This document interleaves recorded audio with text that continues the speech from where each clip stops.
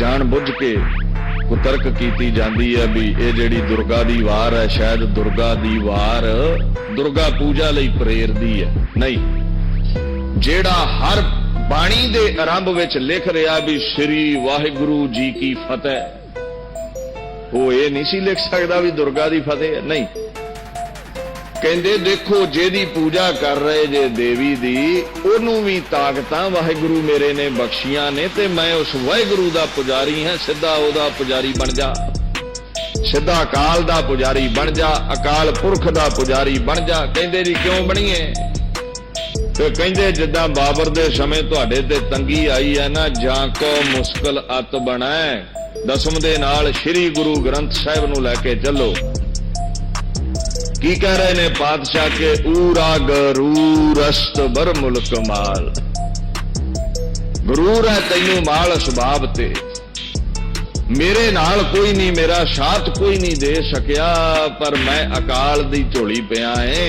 इथे की क्या गुरु ग्रंथ साहिब ने कहंदे जां को मुश्किल अत बनाए ढोई कोई ना दे, कोई ढोई नहीं दिंदा लागू होए दुश्मना, शाक बेभज खड़े लखा दुश्मन इक्के वारी इकट्ठे हो के बह गए।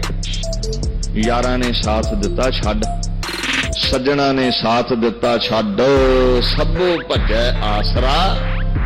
विचित्र नाटक विच लिखे महाराज दे अपने भंगाणी दे युद्ध ने जंग ने ये सारे दे सारे ये दर्शाउंदे ने भी जिन्ने भी अवतार वेंदे जे पत्थरां दी मदद नाल उन्हां ने पाप दा खात्मा नहीं कीता। तलवार राम ने भी चुकी है, कृष्ण नूं भी चुकनी पई है, पर चुकण दे लई बरकतां अकाल तो लईआं ने भी साडे ते किरपा कर। सो ये वीर रस पैदा करन लई गुरां ने बाणी उचारी है, अवर बासना नाहे प्रभ धर्म युद्ध के चाहे, केवल जंग दे मैदान अंदर बुज़दिलां नूं खड़े करन लई, क्योंकि ये बड़ा पुराना राज सी जिहनूं पुटना पैना सी। मनुख जो सुनदा जो देखदा जो पढ़दा असर ते हुंदा ही है। बादशाह कहंदे सी जे मुगल शेर बन के गऊआं दी हत्या कर रहा है, भाव के निमरता दे शांति दे धारनी ये हिंदू लोकां दी हत्या कर रहा है। बड़ी बार समझाया गुरु नानक तो लैके बाबर कियां नूं, पर इन्हां सुभाਅ नहीं बदलिया। मैं हुण गऊआं नूं शेर बनावांगा। एक गाथा है, मंदिरां दे बाहर सनातन ऋषियां ने एक बन्ने गऊ दा बुत बनाया हुंदा ते एक बन्ने शेर दा। वो बड़ी उहदे विच साइंटिफिक डूंगी सोच है। हुण मंदिर दे बाहर अंदर आंदे है जी पंडितां दे जी साडा भगवान है, ते बाहर एक शेर है ते एक गऊ है। इहदा सिद्धांत पता की है? कहंदे भगवान दे कोल ओही पहुंच सकदा जिहदे विच गऊ वर्गी निमरता होवे, ते निरी निमरता नूं बाबर वर्गे गुलाम बना लैंदे ने, ते नाल शेर वर्गा साहस होवे। संत गऊ ते सिपाही शेर। इसे तरह साडा जिहड़ा खसम है बाबा नानक है, काल है, उहदे ताईं पहुंचदा ही ओह है जिहदे विच संत दी अवस्था भी है, जिहड़ा बाबे जरनैल सिंह वांगू 101 जपजी भी पढ़दा है, ते जदों फिर डांग चुक लैंदा ओहदी गूंज भी सुणदी है। शेर वर्गा साहस भी है, जय जयकार ओहदी हुंदी है दुनिया। निरा संत गुलाम हो जाता। कई बार वेख्या हुंदा आया, बाबर तो चल पो, लोधियां तो चल पो, ते निरा शेर बाबर बन जाता है, जिहदे विच बंदगी नहीं, निमरता नहीं, औरंगजेब बन जाता है। बादशाह कहंदे ने मैं वेख्या हिंदू वीरां दे विच निमरता बड़ी है गऊ वर्गी, पर साहस है नहीं, गुलाम हो गए। ते बाबर क्या मुगलों विच साहस बड़ा शेर वाला, पर निमरता है नहीं, ये निर्दयी हो गए, पापी हो गए।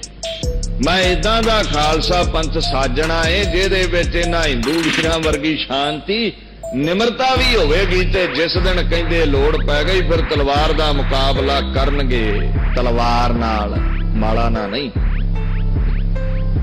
मैं इदां दा पंथ कहंदे साजना है। ये सोच 6वें पातशाह तो चल पई सी, मीरी ते पीरी दी, माला ते तलवार दी। हुण पातशाह भी वारां सुणाउंदे ने ते कलगीधर भी चंडी दी वार लिखदे ने। ਢਾਡੀਆਂ ਤੋਂ ਵਾਰਾਂ ਸੁਣਾਉਂਦੇ ਨੇ ਵੀ ਇਹ ਮੇਰਾ ਜਿਹੜਾ ਸਿੱਖ ਹੈ ਇਹ ਸ਼ੇਰ ਵਰਗਾ ਸਾਹਸ ਵੀ ਰੱਖੇ। ਹੁਣ ਪਾਤਸ਼ਾਹ ਨੇ ਉਸੇ ਨਕਸ਼ੇ ਕਦਮ ਤੇ ਚੱਲਦਿਆਂ ਇਹ ਚੰਡੀ ਦੀ ਵਾਰ ਲਿਖੀ ਹੈ। ਕੇਵਲ ਇਹ ਇਸਤਰੀਆਂ 'ਚ ਹੀ ਵੀਰ ਰਸ ਪੈਦਾ ਕਰਕੇ ਪੈਰ ਦੀ ਜੁੱਤੀ ਕਹੀ ਜਾਣ ਵਾਲੀ ਅਬਲਾ ਔਰਤ ਨੂੰ ਹੀ ਸਿਰ ਦਾ ਤਾਜ ਨਹੀਂ ਬਣਾਉਂਦੀ। ਜਿਹੜੇ ਮਰਦ ਕੇਵਲ ਤੇ ਕੇਵਲ ਕਾਇਰਤਾ ਵਿੱਚ ਡੁੱਬ ਗਏ ਨੇ ਉਹਨਾਂ ਨੂੰ ਫਿਰ ਉੱਥੇ ਉਹਨਾਂ ਬੁਲੰਦੀਆਂ ਤੇ ਪਹੁੰਚਾਉਣ ਲਈ ਇਹ ਬਾਣੀ ਉਚਾਰੀ ਹੈ। ਇਹਦੇ ਵਿੱਚ ਕਈ ਸੂਰਮਿਆਂ ਦੀਆਂ ਗਾਥਾ, ਦਸਮ ਗ੍ਰੰਥ ਕੀ ਹੈ, ਬੜੇ ਬੜੇ ਪੁਰਾਣੇ ਸੂਰਮੇ ਦੇਵਤੇ ਦੇਵੀਆਂ ਦੀਆਂ ਗਾਥਾ। ਹੁਣ ਵੇਖੋ ਜਿਹੜੇ ਦੇਸ਼ ਵਿੱਚ ਜਿਸ ਧਰਮ ਦੀ ਆਬਾਦੀ ਹੈ ਉਹਨਾਂ ਦੀਆਂ ਹੀ ਉਦਾਹਰਨਾਂ ਲਵਾਂਗੇ ਨਾ। ਹੁਣ 4 ਤੇ ਜੰਗ ਲੜੇ ਨੇ 6ਵੇਂ ਪਾਤਸ਼ਾਹ ਨੇ ਤੇ 4 ਦੀ ਉਦਾਹਰਣ ਨਾਲ ਸਿੱਖਾਂ ਨੂੰ ਤੇ ਭਰਮਾਇਆ ਜਾ ਸਕਦਾ, ਹਿੰਦੂ ਤੇ ਨੇੜੇ ਨਹੀਂ ਆਉਣੇ। ਪਾਤਸ਼ਾਹ ਨੇ ਉਹਨਾਂ ਦੇ ਹੀ ਦੇਵੀ ਦੇਵਤੇ ਲੈ ਕੇ ਉਹਨਾਂ ਨੂੰ ਕੇਵਲ ਇੱਕ ਪੱਥਰ ਦੀ ਮੂਰਤ ਵਜੋਂ ਨਹੀਂ ਪੇਸ਼ ਕੀਤਾ ਵੀ ਮਦਦ ਕਰਨਗੇ। ਇਹ ਸਮਝਾਇਆ ਏ ਜਿਨ੍ਹਾਂ ਦੀ ਪੂਜਾ ਵਿੱਚ ਲੱਗੇ ਜੇ ਉਹਨਾਂ ਵੀ ਉਸ ਪਰਮਾਤਮਾ ਦੇ ਪਾਸੋਂ ਤਾਕਤਾਂ ਲੈ ਕੇ ਫਿਰ ਹੀ ਇਹ ਨਾਮ ਖੱਟਿਆ। ਬੁਲੰਦੀਆਂ ਮਾਣੀਆਂ ਨੇ ਭਾਵ ਕੇ ਇਹ ਸਭ ਨਿੱਕੀਆਂ ਮੋਟੀਆਂ ਟਹਿਣੀਆਂ ਫੁੱਲ ਪੱਤੇ ਨੇ, ਜੜ ਅਕਾਲ ਹੀ ਹੈ, ਜੜ ਖਸਮ ਹੀ ਹੈ।